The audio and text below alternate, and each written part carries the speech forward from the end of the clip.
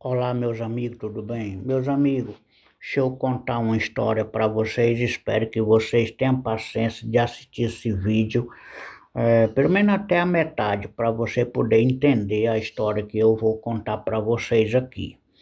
Deixa eu contar a história é o seguinte. Eu sou dos anos 60, certo? E eu sou uma pessoa que toda a minha infância eu nunca me interessei assim por muita coisa assim, para saber de nada, entendeu? Então, meu interesse era só trabalhar e farrear, essas coisas, que era o meu interesse. Não me interessava por muita coisa não. Mas eu procurei ficar antenado nas notícias, ficar observando e vendo as notícias, principalmente na época de campanha eleitoral.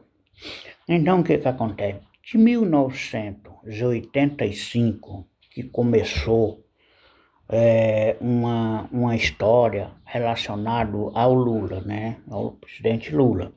Que o pessoal dizia que se Lula ganhasse as eleições, ele ia tomar a casa das pessoas, que se você tivesse uma casa com 2 quartos, um quarto ele ia tomar, se você tivesse uma fazenda, duas fazendas, ele ia tomar uma, entendeu?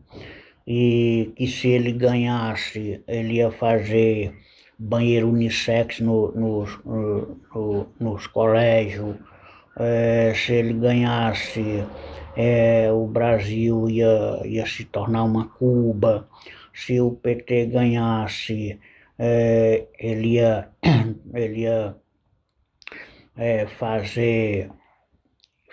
ia fechar a igreja, e como eu sou evangélico desde os anos 80, dos anos 82 para cá que eu sou evangélico, então eu não votava no PT, não votava no Lula, e eu pregava contra o Lula, contra o PT, por causa dessas conversas que se falava contra o PT.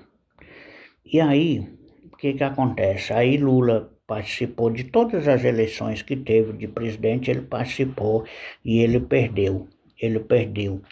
Só que quando ele perdia as eleições, no outro dia ninguém via se falar mais, Lula ia cuidar do serviço dele e ficava por isso mesmo. Ele não foi fechar a rua, não foi falar mal das urnas, não foi fazer um monte de coisa aí.